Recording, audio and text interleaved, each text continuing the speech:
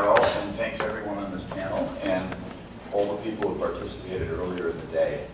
And I see the City Planning Commission Chairman Amanda Burden in the audience, I understand, and David Burney, fellow colleagues, commissioners, work on a daily basis on many of the issues that I've just seen you talking about in the last, regrettably, only the last 45 minutes or so for my own purposes, not been able to hear and see everything that has transpired today, but I certainly got a good flavor of what directly relates to our charter, our purview of the Landmarks Commission, and what Carol briefly alluded to.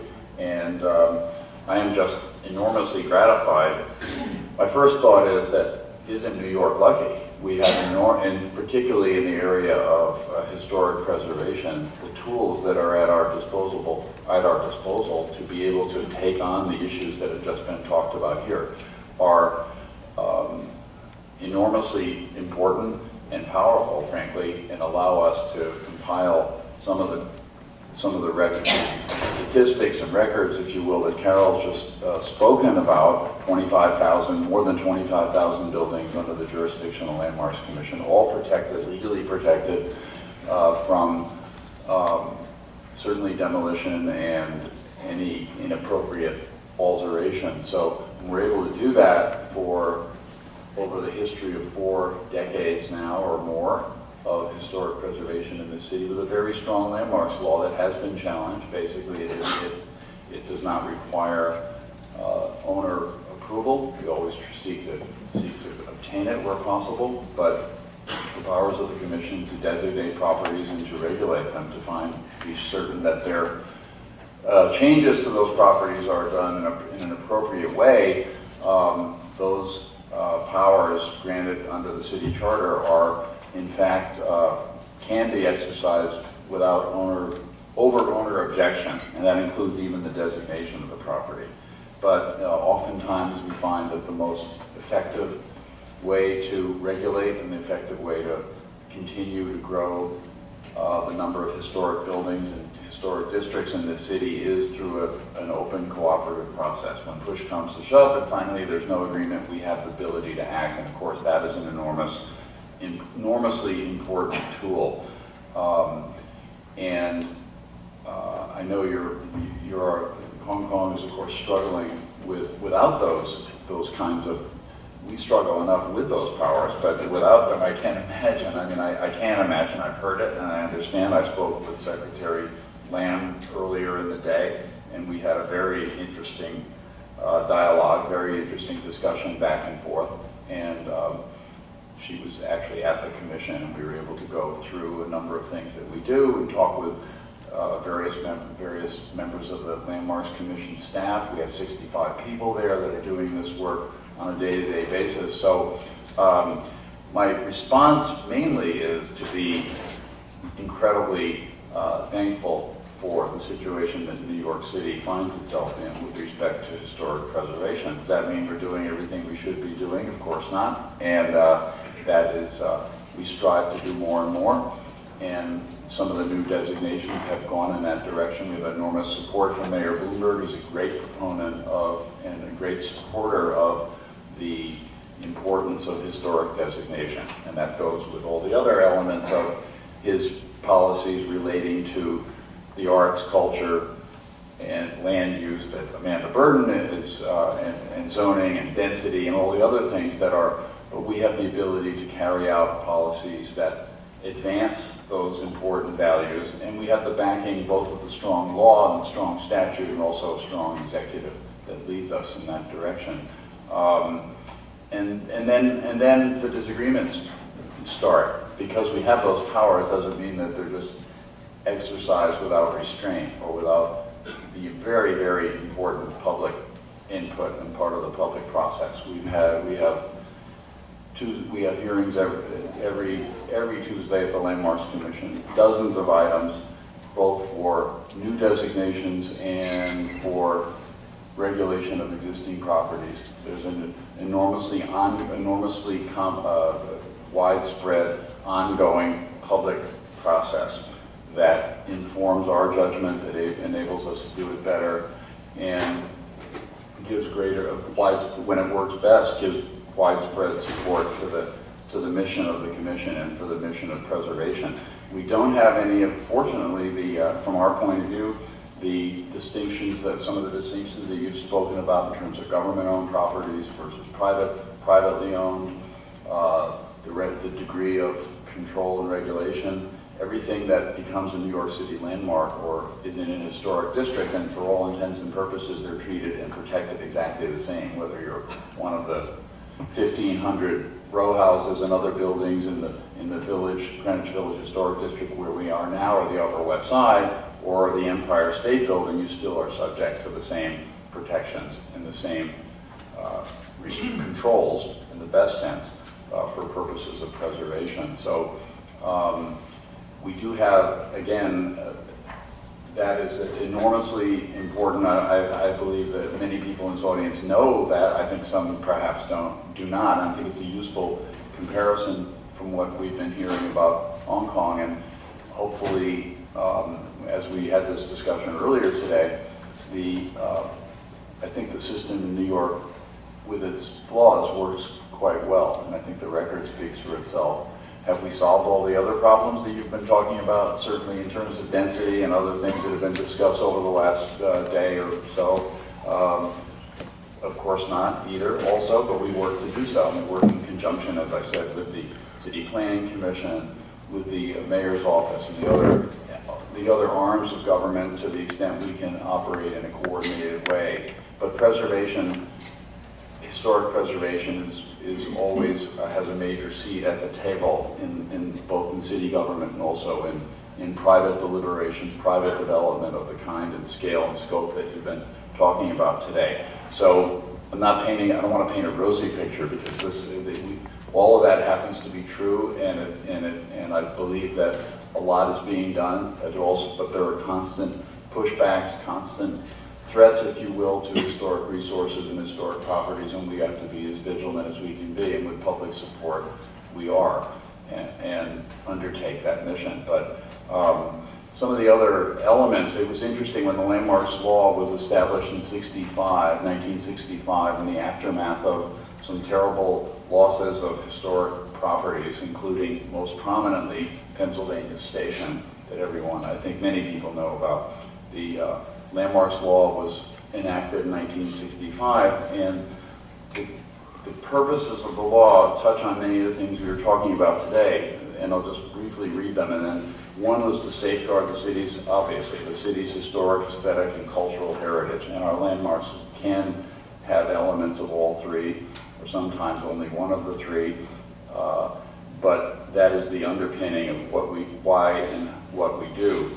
It also, one of the legislative purposes was to help stabilize and improve property values in historic districts, and in fact, that happens to be demonstrable. That is the case. That doesn't that historic districts are, in fact, there have been both specific scientific studies about it, as well as anecdotal evidence that property values in districts that are protected by the Regulation of Landmarks Commission appreciate faster than in adjoining districts that aren't. And I think that's for a lot of good reasons. There's more pride in home ownership and protection, and Landmarks Commission regulates not only this house, but the house across the street and down the street. And so through all of that, there's a certain amount of stability and growth and neighborhood pride that is consistent with the underpinning of the law. One of the 5 legislative purposes. Also, another purpose was to encourage civic pride in the beauty and accomplishments of the past. It's sort of nicely, simply worded in that statute. It doesn't sound like it was written by a lawyer, but it's in the law, and I think also that's sort of self-evident. And finally, it is to strengthen the city's economy was one of the underlying purposes of the law, and to protect and enhance the city's attraction for tourists. So I think all of these elements, when they're put together, or many of them were touched on in terms of a city like Hong Kong or any other major major urban center with the breadth and depth and interest, cultural and aesthetic of New York City, and Hong Kong certainly is in that league, has all of these elements and can find them as the underpinning for a preservation policy. It's, and it needn't be seen as a diminution or a taking of property.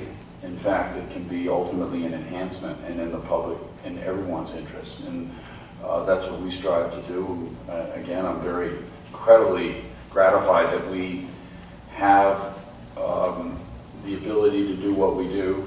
And I'm also incredibly gratified to see what is happening certainly in Hong Kong and other places, but specifically in Hong Kong, to try to replicate some of the at least the results that we're able to achieve. Methodologies and systems will differ, but hopefully what we do here can be seen as a beacon, and maybe even some of the policies and mechanisms can ultimately be adopted, or certainly adaptively reused, if I may use that phrase, because taking into account all the differences in the governmental systems and everything else. So, and I expressed that to Secretary Lamb today, and that anything we can do in terms of exchange and being helpful and talking about our successes and some of the not always successes, and what the stresses and strains are, and how we work through it, and how we are trying to work in a partnership. We'd like to be able to bring that outside of New York to the extent we can. In the very little, we have a 99.9% of what we're doing is concentrated on taking care of what we're doing here, but it's good occasionally to be able to spread that message out a little bit further. And this is a great opportunity to do it today. So I don't want to be I'm not at all self-congratulatory or complacent. I know we have stresses and strains. We have a huge, long way to go ourselves, but I'm delighted to be here, at least with two long introductory remarks, and maybe have questions or comments from the rest of the panel, and maybe obviously also from the audience. And I know you're near the end of a long day, so we'll try to perhaps speed that up. What do you want to jump in on anything? How about some questions from? Yes. Carol, how do you want to do it? Can I speak? Yeah, I can hear you. Good, fantastic. My question is on the economics. Does the New York government benefit from redevelopment of private property like Hong Kong government does in terms of additional land income for you? And is there a compensation for a private owner if you stop him from redeveloping his property for the loss of redevelopment potential that he might have had out of that site? Those are the two big obstacles. Okay. In other words, if there's a historic designation on a property, and arguably the property is not then usable in exactly the way it was intended to be, and perhaps it doesn't have that same kind of economic use. I guess the most graphic example would be historic property that's demolished and then something much larger is put on its site. Is there compensation for that? There's no compensation for the historic designation. That is part of there's nothing in the statute, and that's nothing that is required by law, and it doesn't, the answer to that then in a short way is no. On the first part, do we get revenues, and does the city air rights? Yes, we have the ability, of course, to have transfer of air rights from a designated property. There are certain benefits of a property is designated where unused air rights, if you cannot build to the extent you could, perhaps because of the landmark designation, and in an appropriate setting, those air rights can be transferred more flexibly than they could be in a non-designated or a non-landmark property. So there is some recompense, if you will, or offset to the. And then the second thing is on the revenue to the city. I think any adaptive reuse, economic development that is done in conjunction with preservation and that yields productive economic use, new jobs, new employment, new housing, new activity, redounds to the city's benefit in an economic way. Bob, you probably want to clarify here. Yes. You have a property tax. So Yeah. in Hong Kong, they make money by selling Yes. The property basically a lease, a long-term lease. But here, if the property is redeveloped, it may be reassessed. The Sure. value goes up, and that is the way the city does benefit. Tax revenues. Yes. Tax revenue.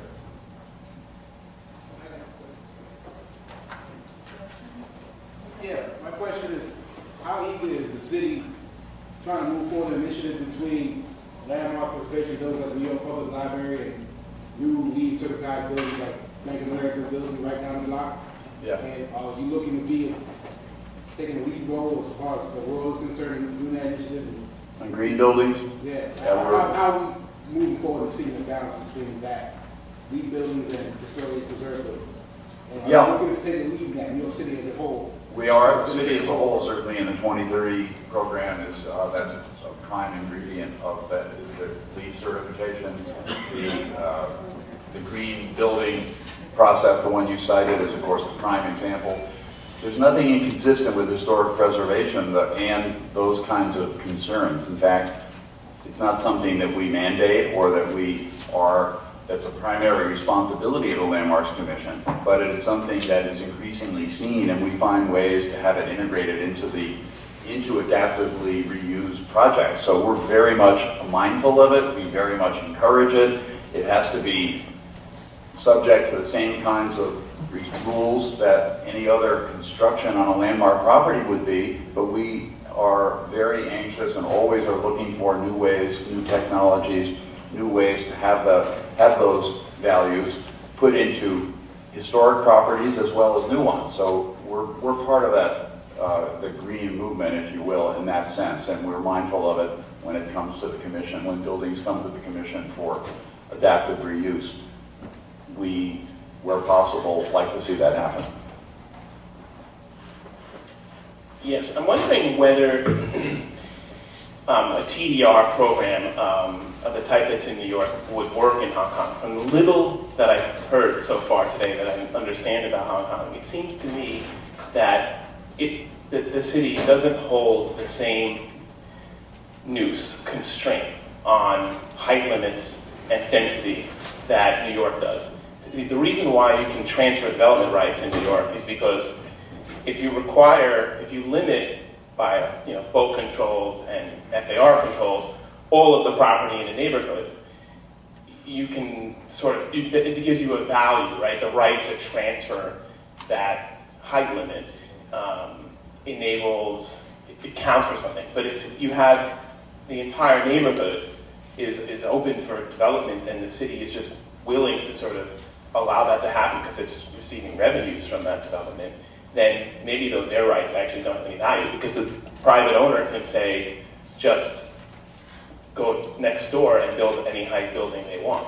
The unwritten sort of issue behind this is that there's this enormous pent-up value, which means that they're sort of, putting on my economist hat here, gains from trade to be made from all those underdeveloped buildings.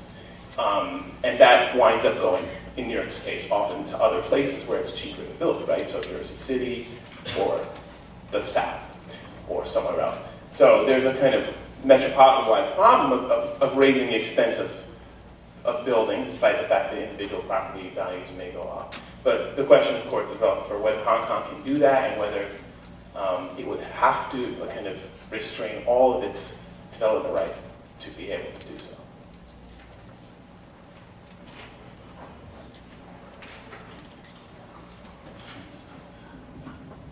Like a lot of things in Hong Kong, we can and we can't. Actually, one of the things we've been trying to look into, and I'm sure Mrs. Lamb will after conversations here, is the transfer of air rights. But our zoning makes it a little bit difficult because each of our sites is looked at on an individual basis. But it's not just the zoning that's the issue. It's because we have this two-tier. You've got the lease and the zoning. So it's not all in the hands of just the planning, but actually what was under the lease as well. But there is a move towards transfer of air rights, transfer of development rights in particular circumstances. And I think maybe the government is more open to it now. If you could transfer those rights to somewhere within the same area where they feel that they could be evaluated in the same way. The problem we have is evaluating them and then trying to transfer them to somewhere else entirely, and they're quite uncomfortable with that. A lot of the heritage buildings which come under pressure are obviously in the urban areas where the values of the land and the possible redevelopment rights are very high. And the only place you could actually transfer the extent of those rights to would be to the New Territories or somewhere similar, and that's very far away. And particularly the Lands Department, which looks after evaluation of this sort of thing in Hong Kong, is very uncomfortable with that, and so is really quite reluctant to get into it. As professional valuers, we feel that it's not beyond the wit of man to be able to come up with something that actually would work, but it's going to take more time because of the difficulty in the dense areas of having where you could transfer those rights to. One of the ideas really was this sort of voucher system, or letters C as we call them, which then would allow people to monetize and buy into developments that were being planned elsewhere which they could profit from. And maybe that's one way out, because you just have a monetary value for what you've given up or not been allowed to utilise. There's also a bit of a discussion as to whether people owners in Hong Kong should be allowed to be compensated for something that's not being crystallised. Because we'd really like to prevent buildings getting into the stage where we have to try and save them by there being some sort of rule that the owner knew that what they could do with it without having to test the system. Last year this came to a head. A very old Chinese, well, not very old, but a very well thought of and rather popular European Chinese mansion in Hong Kong was very badly damaged by its new owner. Prior to the Secretary of Development stepping in and declaring it a monument so that it actually couldn't be damaged any further, because the pressure from the public was that this building should be saved and he should not be allowed, just that the owner shouldn't be allowed to demolish it. But it was one of the very rare occasions this has happened. And this is why the Foundation and other people who think this way would like to have a policy on this, so that we didn't have to just react to individual circumstances like this as they arise and try and save buildings simply because someone wants to knock them down. What is the context of Hong Kong's desire for preservation as compared to the more ancient cities within China and their policies of maintaining preservation of very historic sites in Beijing and other historic cities throughout China? I mean, what is the policies in these cities that impact what is happening? The standards and the legislation in China is actually much higher than ours. They have difficulty imposing it and implementing it, but they have got some very good conservation standards now.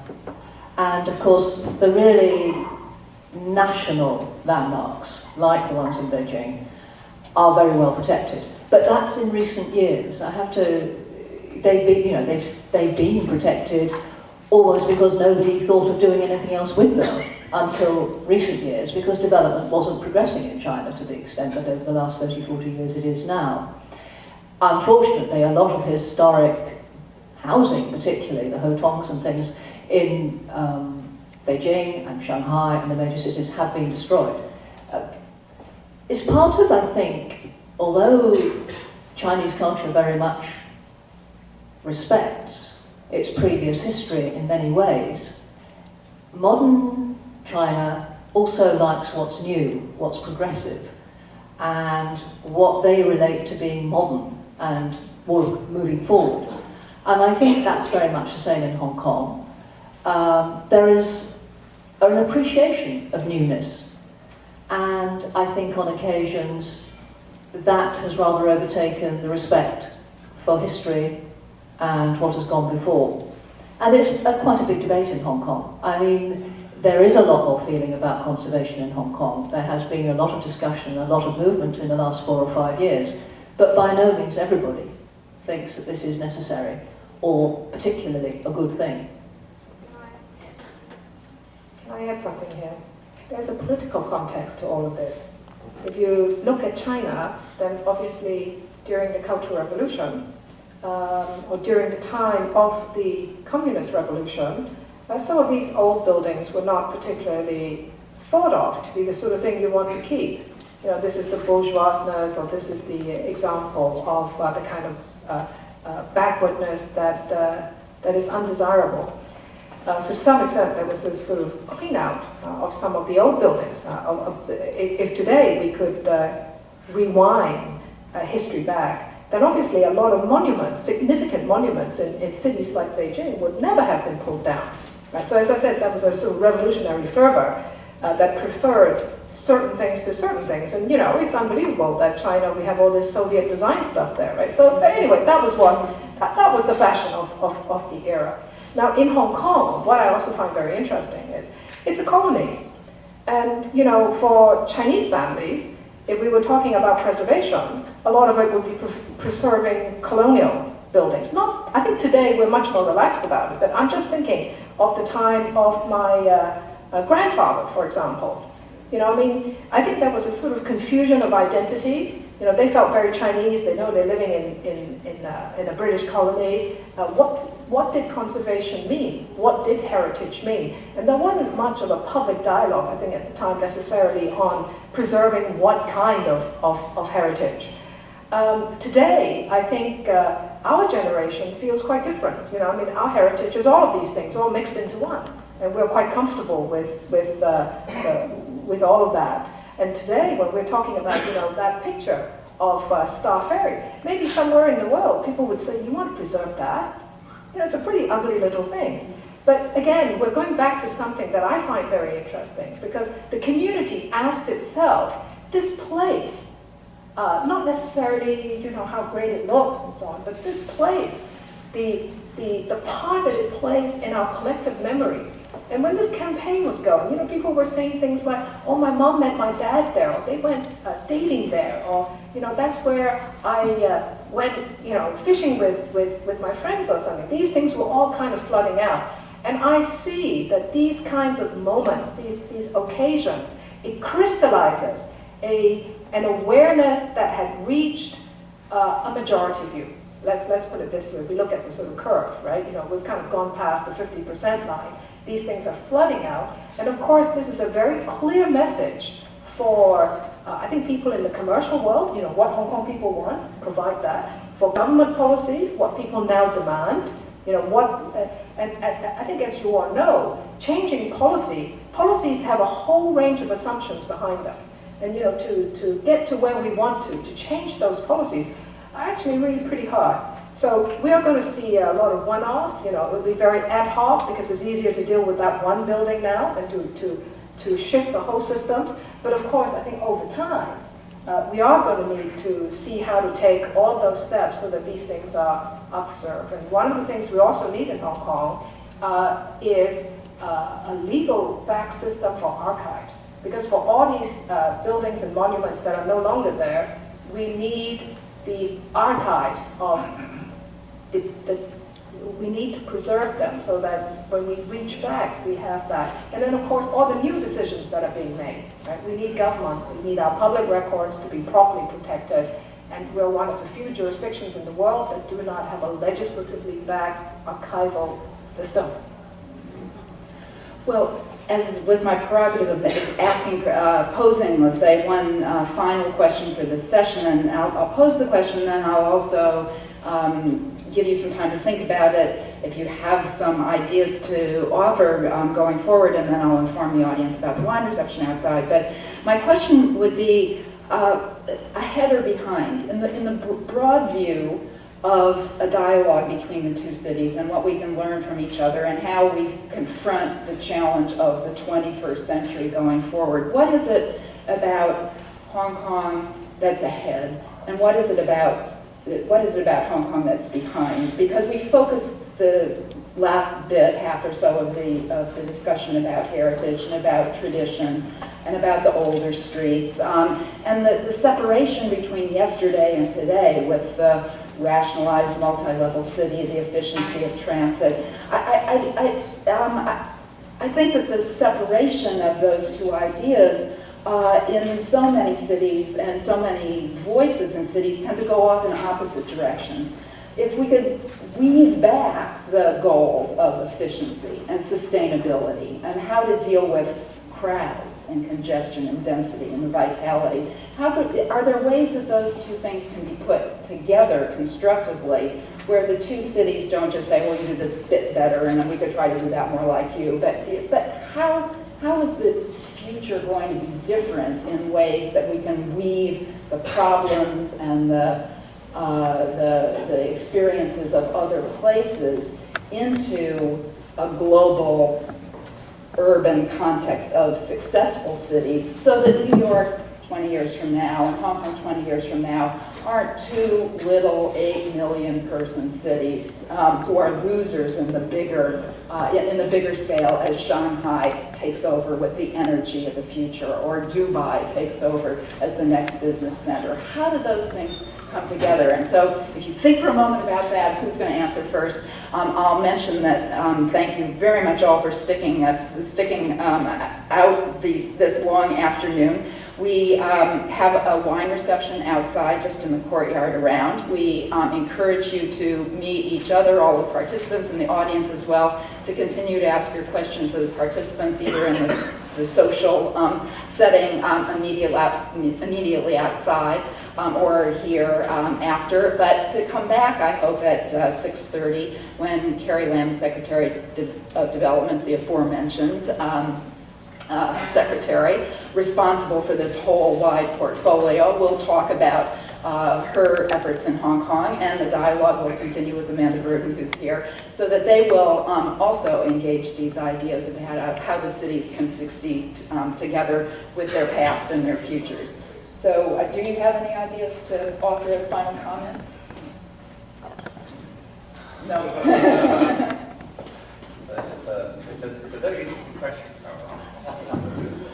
And I think it's all to do really with livability at the end of the day. I mean, there were clearly things that each city can learn from the other, and I think some of the dialogue that we had yesterday and some of the talks today sort of raised some very interesting points, really.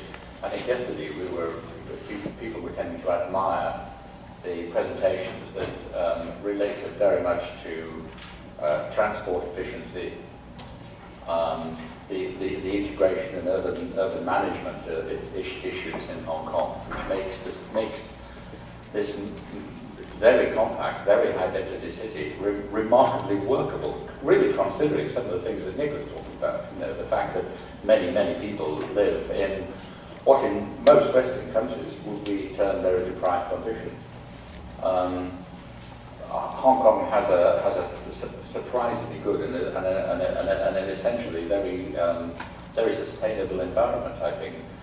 But I worry about Hong Kong in the future, and I think the gentleman who raised the question about what is happening in China was on a very interesting tack, really, and Christine's answer I think was very pertinent, that there is a political dimension now.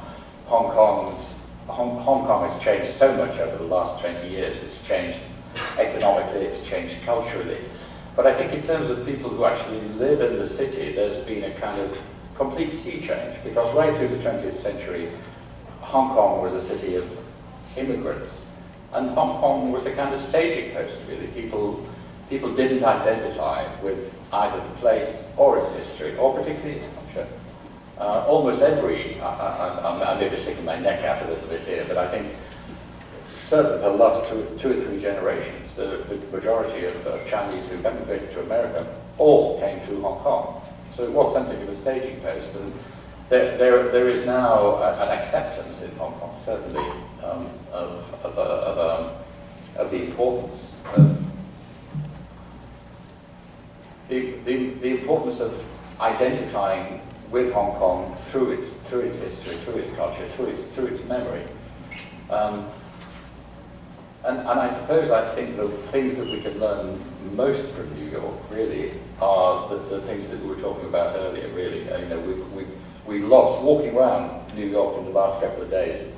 Very interesting. I mean, it takes your breath away that we have a high-density city that's so diverse, that's kept its cool, if you like. You know, the great buildings, the density, but the heritage is actually there. And one of the things that really impresses me, and I have to say, when I listen to people talk in Hong Kong, and they say, I've been walking around Hong Kong for 24 hours, and this is my impression, but nevertheless, the thing that really impresses me is how workable this urban matrix actually is in Manhattan. You can walk around it and through it very easily. And at the end of the day, what are we really talking about in terms of our great environment? It's not necessarily great buildings, which is something I try to draw out in my presentation. It's the street environment, the frontages, the way it actually works physically, the mix, the flexibility that the fabric actually has of presenting so many different options. It's receptive to change and so on and so forth. And New York seems to have handled that very well. And of course, it's had many years to develop very sophisticated legislation that protects the city, protects the environment, but it also protects the city from doing stupid things. And we have not got to that level in Hong Kong yet. We are still doing remarkably stupid things because, and I'll finish in just a moment, because we've inherited an incredibly simplistic government planning process. If you look at our hierarchy in Hong Kong, we have finance, we have lands, and we have planning and environment way down there. And we've got to kind of turn that on its head. It is happening slowly. I think there is a difference in perception. But we do have a long way to go. And the way we've set up our organizations like the Urban Renewal Authority with incredibly simplistic ordinances. And not only that, but they themselves are almost operating with two legs and one hand sort of tied together because of the way that government actually makes policy decisions about planning. You know, we have an urban renewal strategy that doesn't come from the Urban Renewal Authority, it comes from the planning department. And that really reflects lands and financial interests. So, you know, we have these problems and we've got to somehow unglue them. Very interesting question, I would say we can address to Carrie later on this evening. Kristen, you know, your comment that New York, Hong Kong, we're going to be sort of 7-8 million people, small city. Right? We're looking at the trends that are coming, these mega cities that are coming up in many parts of the world. You know, what are we going to be? Well, I'd like to think that where we are is we're going to have to offer a quality of life, a kind of new vision of prosperity that is inspiring for not just us who live in these two cities, but you know, for the rest of the world. And that is only creatable if we are able to put in place the wisdom, the experience, and the systems of managing these cities, of developing these cities as we go forward.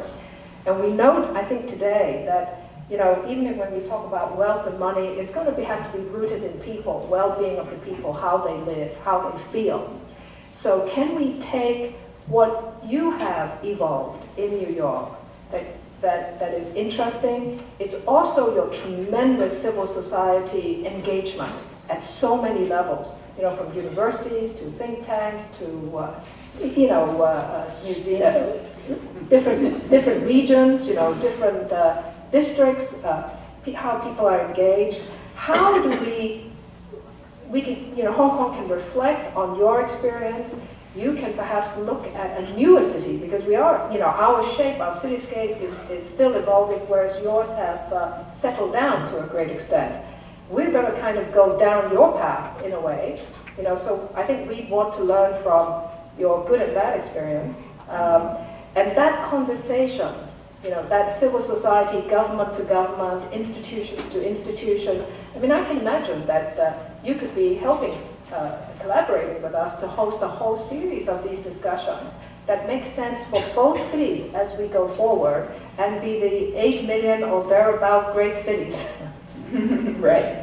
I'm all for that when we start the series. And I think we have a lot to learn. I learned a lot today in the speaking with the secretary and then on this panel very briefly, of course. And I agree with you. You walk out this door of this auditorium and you turn to the right and walk down the street. You're in a historic district and you're feeling a sense of place and you're feeling all the kind of energy and things you talk about in a microcosm of the civility of the city. So I hope we're showing that well, and then from the processes and procedures that help produce it, as well as we're both cities of immigrants. You talked about different kinds of immigration waves, but I think there's much more in common. And lastly, I would say that the waterfront, the ferries, you talked about the ferry terminal, but the Star Ferry, and the way the animation and excitement of which I've had the great privilege to see, of your waterfront and your harbor is something that we can and should learn from. So I think in all those areas we can, I agree, we're these two tiny little 8 million cities, as the world goes further, let's just keep them in that scale and size and scope, and strengthen them. I don't think that the size necessarily is a limitation at all.